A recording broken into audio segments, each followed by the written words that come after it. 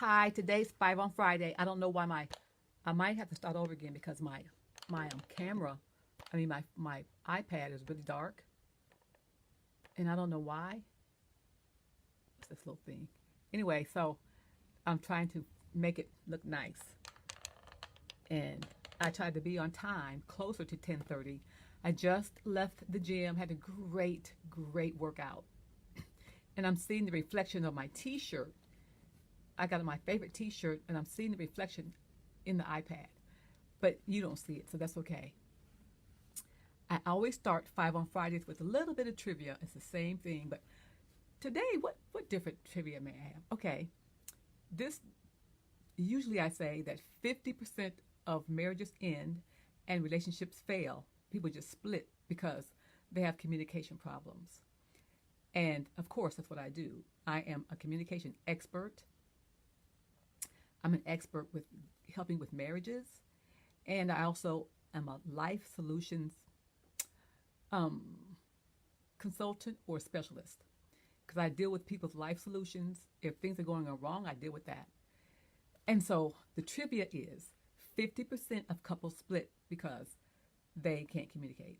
And the other piece is one of the reasons why couples don't communicate effectively is because one or both of the parties don't think they're enough. So they don't really speak up. They don't say what they need, how they feel, what they're going through because they don't think their partner would accept them for who they are. That's a little bit of trivia. So now I had the 5 on Fridays questions, and I think, excuse me, I'm going to start with the last question first. I'm going to read the questions to you and then answer them one by one. I never read them to you first, but I'm going to read them to you first and then, of course, answer them. But I'm going to read the last one, answer the last one first. But here are the questions. The first question is, I don't know how to be married. I smile because that's sweet. Okay, so that's the first question. And I think I just saw a little like go up there. If you guys can do likes and hearts, that'd be cool so I can see it. See who's in, what you guys are thinking about, what you know, that you're here. Number two question is, when do I feel, oh, why do I feel bad about myself? That's all they said. So I have to answer these questions with what I have. Number three question is, how can I be happier? Number four, how can we, meaning in the couple, stop fighting? And the last question is, my mom is always in my business. Excuse me. I'm going to answer question 5 first by asking you a question. How many of you have your parents in your business? If you're married or in a relationship, how many have your parents all in your business? Okay, don't answer it to me, but ask yourself. But here is what I want to say to this person that said, my parents are always in my business. I think your parents or your friends are always in your business because you tell them things about your business. So when something goes wrong in your relationship and you run and tell your mom or you run and tell your dad, if you're adults, people do it. Or you run and tell your best friend about your partner that because you're upset or something didn't go right and you have a certain feeling about it. Don't you understand? Forget that question. Understand that your parent, your mom or your dad, or your best friend are going to side with you and have empathy for you and feel angry or at odds with your partner. So then when you tell them things about what's going on and it's negative, and then after the fact, after you and your husband or you and your best friend or you and your wife make up, if your parents are still dabbing in it and saying mean things or negative things or asking you why you're still with him or her, you've done that. That's why your parents are in your business, because you put them in your business. You allow them to come in your business. So how to get them out of your business in that way is, first of all, when things go wrong in your marriage, in your relationship, unless you're getting physically harmed by that person, of course, then you tell someone to help you get out of that. If it's any kind of abuse, sexual abuse, emotional abuse, physical abuse, okay. If you need help getting out of it, tell someone. Tell everybody so they can get you out of it, so you and make sure you stay and you're accountable. But other than that, problems in your relationship are for you guys to solve. If you guys can't solve it, keep your friends and family out of it and go see a coach or a therapist. Come see me or go see somebody else, because that's going to cause a problem. For Christmas, Thanksgiving, all the family reunions, all of the family get-togethers, with your friends come, your families come, your parents, your family is not liking your partner because you are talking about your partner to your family or your friends. If you're with the man or woman that you love, keep that business to yourself. Remember that you love them. Don't say negative things about them to anyone. I don't care how true it is. You guys fix that. You solve that. Otherwise, your parents are going to be in your business because you keep allowing them, because you keep putting them in your business. So the answer to that question is to get them out of your business. Stop telling them all of your business. Keep them out. It's not their concern. Unless you're in trouble, and you're not. You're just upset. We get upset with our relationships, and then we tell people, and then we get back together, and our people we've told are wondering, what's wrong with him or her? How stupid are they? Why are they with that horrible person, that person that's horrible at all? Excuse me. That's what. So why are your parents in your business? Because you put them in your business. You allow them to be in your business. I don't care how old or young. And the nice way to get them out of them is just stop. Just the last story you tell about your partner, male or female, is a good story. When they ask about the bad stuff, just wrap it all up with a sweet, nice bow, and only have good things to say about your relationship, unless you need their help. I hope that helped you. That's the question number 5. So now I'm going to go to question number 1. Question number 1 is, I don't know how to be married. And I want to say, and I don't know if this is a man or woman because they just wrote it in. I don't know who it was. Before you get married, and when you first get married, despite the advice you've gotten, the books you've read, no one knows how to be married until they're married, because everybody's different.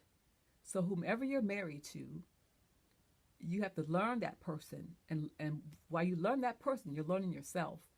And the more you get to know yourself and your partner, and the better the marriage can be. But what you're going to have to do is remove your ego and your pride. The pride that's stubborn, the pride that says, I'm not going to say I'm sorry, the pride that says, not my fault, the pride that says, I'm always right, the pride that says, I'm not going to have sex with you, because the pride that punishes, the pride that's mean. To have a nice marriage, to be happily married, you got to compromise, not give up who you are. Always be yourself. But being in a relationship, being married, helps you learn the depth of who you are. You see yourself in your partner. He or she's like a mirror, and you see yourself. If you don't, I'll advise you to be very mindful of who you are. Watch yourself. Be the conscious observer. Watch yourself in your marriage. What are you doing? How are you navigating your marriage? What's going on? And then be kind, be gentle, be sweet, be honest, be open. If you find yourself having negative thoughts, then you go over that in your head. And what are these thoughts about? And why are you feeling that way? Pride gets in our way. That's our ego. And our ego is designed to sabotage us. At first, when we're born, it helps us as kids. It helps us to get through trauma. It helps us be strong and get through things. But then after a while, it's very, very insecure. And it acts tough and strong, but the ego's not. It's not. And it's not your friend. It's your enemy. So when you have all these negative thoughts about other people, and I'm so great, I'm so wonderful, in a pompous way, that's your ego, and it's not right. So don't take that into your marriage. If you don't know how to, if you're not sure about this, you can read up about it. You can always call somebody. You can go see a therapist or a coach and find out more about it. But you can have a good marriage. So knowing how to be married is being married, keeping your eyes open, communicate openly as you can. Do not lie. When you feel insecure, tell your partner. If he or she is not supportive of you in that, then you guys should go see someone. Okay? And no one else. I remember when I first got married. I'm not married right now, but when I first got married years ago, like 30-something years ago, yeah, 31 years ago, honey, I had no idea how to be married. And things that I did on my own when I was single, I would ask my husband at the time to do those things for me. And one day he said, like, he always traveled. He wrote for the Angels. He's always traveled. And and I had just moved into the house. To the house, we were just newlyweds, and there was no locks on any of the doors or anything. And I was used to having locks on the windows and doors and all that. And I mean, we had locks on the door, but not the windows. And so when I realized I was home by myself with no locks on the door, he came home from a trip, and I go, sweetheart, there are no locks on the door. Can you put some locks on the door? So trip back and forth, no new locks. One day he said, you know how to put locks on the door? Put locks on. Why don't you do it? I thought when I got married, I thought the man was supposed to do every single thing. I just didn't know. I didn't know how to be married, so I'm not married today. I know how to be married now, but years ago, had no idea, had no clue. That's why I feel for this person that's saying that. It takes time to learn how to be married. Don't be defensive. Remember that you love that person. Stay in love, be in love, and work from that love spot. When you find yourself being argumentative, judgmental, that's your ego. Shut it down. Go get help if you need it, because I believe in marriage. It's a beautiful thing. If I didn't help you, I don't know. I hope that's a good answer. If it's not a good answer, you can message me, and I'll just do you answer the questions as best I can to you. Okay? All right. Number 2 is, why do I feel bad about myself? And that's not a good feeling at all. Sometime or another in all of our lives, we feel bad about ourselves. It may be something we did, something we said, something we couldn't accomplish at the time. Something made us feel bad about ourselves. And that's why. That's why you feel bad about yourself. Or you've had some serious trauma in your life, some type of abuse. Somebody told you from a long time ago, from the very beginning, that you're worthless, that you're not worthy. Something like that has happened, which helps you, which adds to you feeling bad about yourself. But I want to help you feel good about yourself.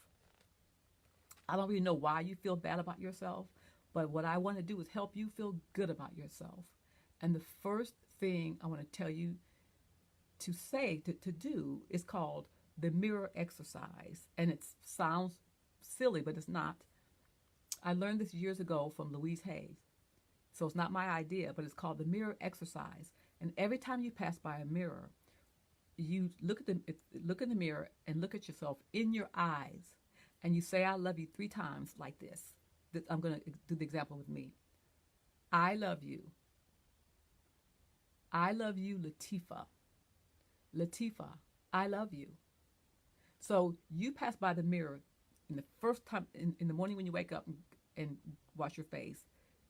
Say that to yourself 3 times. You love yourself 3 times. Throughout the day, any mirror you pass by, you say it aloud. When you're alone, say it out loud. But when you're somewhere, you can say it out loud, but you can say it in your mind.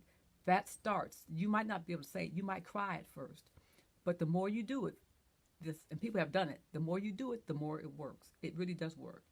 And then, after that, along with that, write down 5 things about yourself that you love or that you like. If it's hard for you, just go maybe 2 things. Start off small, but do a couple things that you like about yourself. Write them down. Say them. And then the third thing you're going to do is write the perfect you that you want to be. The person that you would love if you were that person. Write that down. Write that story down. Imagine it. Get your thinking cap on and just make up a story about the person that you wanted to be. You write that down. So do the mirror exercise.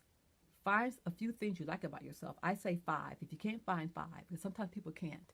If you can't find 5 things about yourself that you like or you love, then 1 or 2, okay?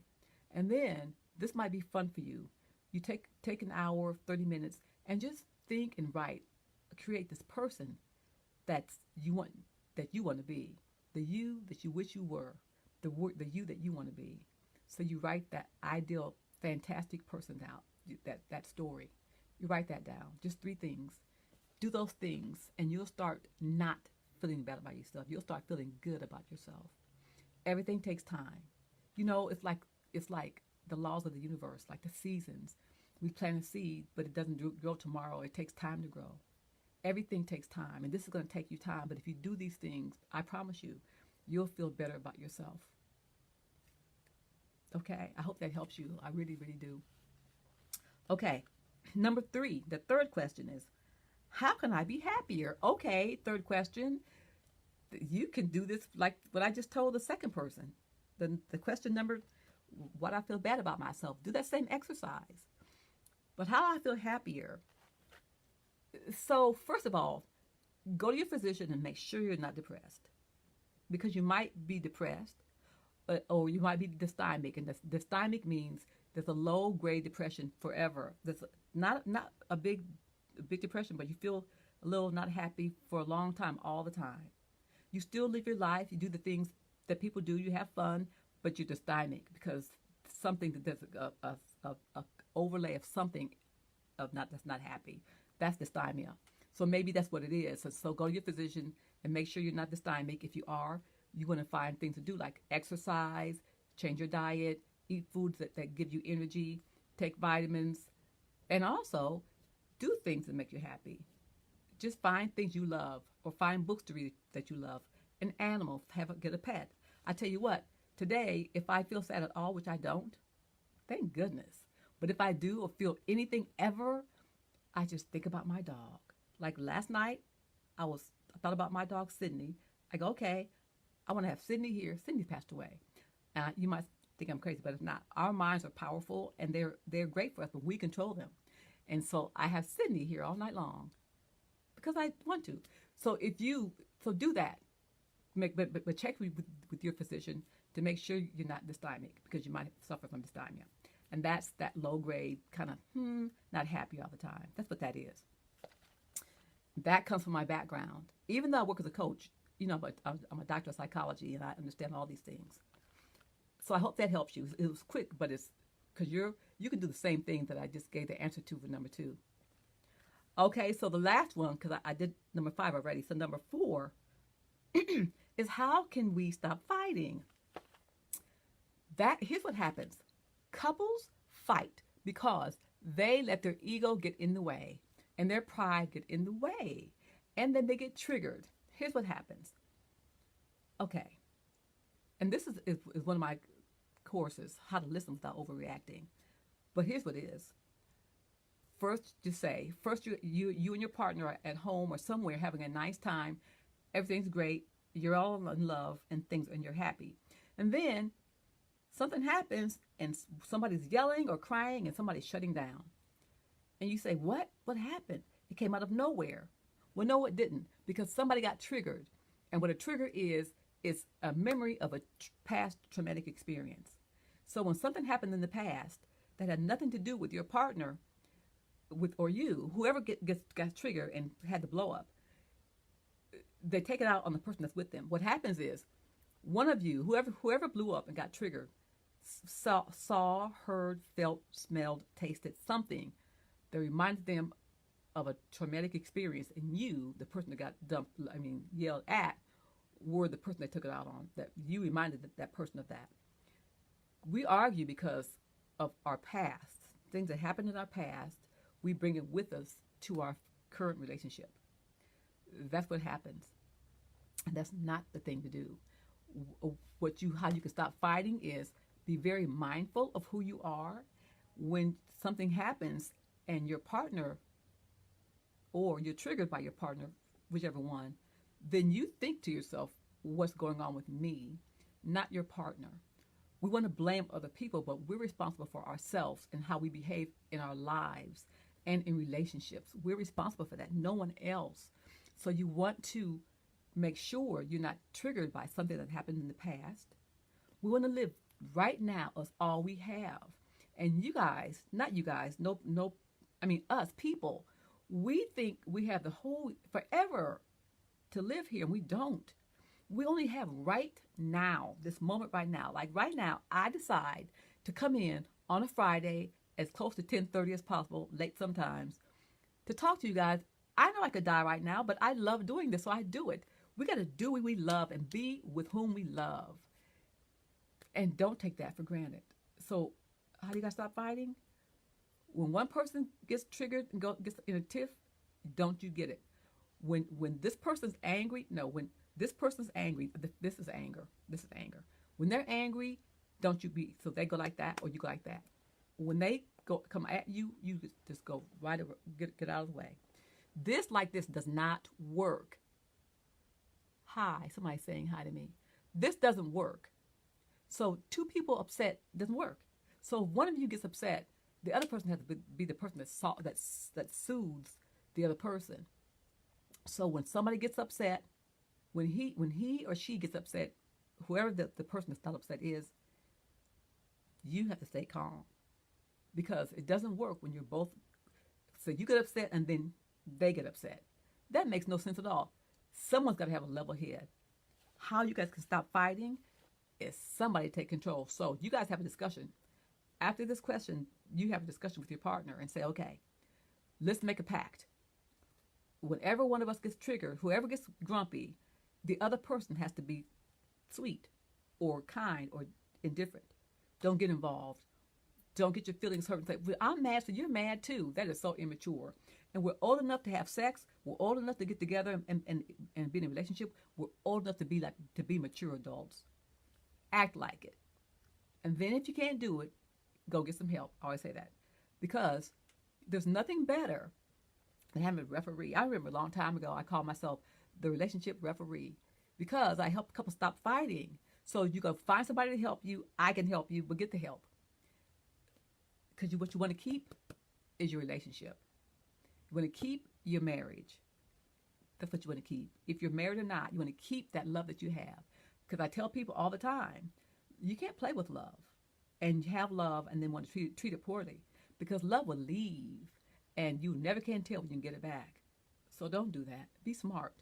Stay in love. Get the help you need. You're worth it. Pay the money, make the investment, but you need it and you're worth it. So I'm going to go over my questions, not the answers. The questions were, how to be married, and nobody knows how to be married until you get married. Any problems, go see someone to help you navigate those waters. The next one is why do I feel bad about myself? I don't know why, but I think somebody told you bad things about yourself, or you didn't feel bad about yourself. But I gave you tips on how to feel better about who you are. Don't forget to do the I love you in the mirror exercise. Write down a few things about yourself that you like or love, and then write your make-believe. Who are you? Who do you want to be? And write a story about that person like it's happening right now. And the same answer for number 2 is for number 3. How do you become happier? And then how to stop fighting. I just told you that. And number 5, when your parents are always involved, because you always involve them. Don't involve them. They can't get involved. I've said my piece. So that's it, you guys. 5 on Fridays. I love doing this. So I'll see you guys next Friday. But today at 3 o'clock, my time, I'm in LA, California. So that's Pacific Standard Time. I'm going to answer the questions. I asked you guys a question like, what do you think fear means or something like that? I'm going to talk about the origin of fear, or really where fear comes from. I might not get into the scientific origin because you guys answered the questions, what you thought about it, and I think all of you guys had right answers. But for me, and really in the universe, there's one real answer. It's simple, simple, simple, simple, simple. And today I'm going to tell you. Okay, so see you back here at 3 o'clock if you feel like it, if you're around. And I love you guys. I always say that. I mean it. Do I know you? Nope. Oh, yeah. Hey. And then I sent a post out a couple of days ago about how we think we know each other on Facebook because we're Facebook friends, so we say. But we don't know each other because we just say and say a few things, but we don't know. But in my post, I put out one of my favorite songs. It's a song called She by Alice Smith. Then I put out a link to the trailer, Won't You Be My Neighbor, about Mr. Rogers. So good, the movie. And then I put out a link to a woman that does Daily Worth, a blog and a podcast about money and stuff. But she's interviewed by Marie Forleo, and she's talking about money, how to do your money. Anyway, so I sent those 3 things because they're giving you a little bit of insight into me. And I'm also thinking about once a week to tell you guys a song to listen to, like listen to. If you guys like music, I love music. So I thought, you know what? I might start saying a certain song. I put a link to a song, and you guys just listen to it. Something for your pleasure. I think I'm gonna put PDF by John Legend. By John Legend. That's PDF. If you guys don't know it, I think I might post that today sometime. Anyway, come back at 3 o'clock to talk about fear, and have a great rest of your day. And who's on here, I have no idea, but if you were here, please leave a comment. If you were here watching me, I'm just asking you to please leave a comment. Did you like the questions that were asked? Did you like the answer that I gave you? Would you like anything else? Would you be a part of my group if I make this page into a group or a new group? I'm going to invite you. All of that. Okay, so I'll see you guys next Friday. I'll see you guys today at 3 o'clock when I talk about fear. Bye, and thanks for coming.